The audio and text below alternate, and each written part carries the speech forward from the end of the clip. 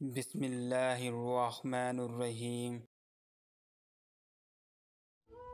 صبر دو طرح کا ہوتا ہے، ایک ناگوار باتوں پر صبر، دوسرا پسندیدہ چیزوں پر صبر۔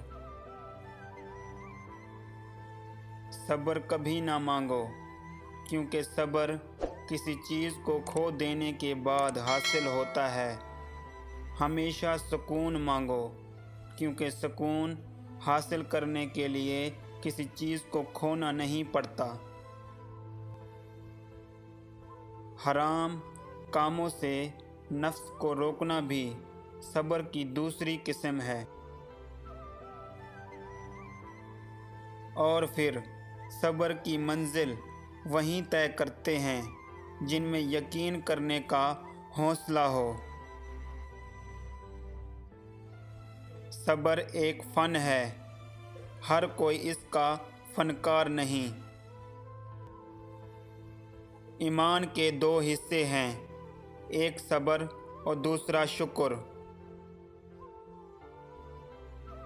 کچھ چیزیں رونے سے نہیں، صبر کرنے سے ملتی ہیں۔ صبر کا گھونٹ دوسروں کو پلانا آسان ہے، خود پیتے پتہ چلتا ہے کہ ایک ایک قطرہ کتنا مشکل ہے۔ انسان اگر صبر کرنا اور معاف کرنا سیکھ جائے تو زندگی آسان ہو جائے گی۔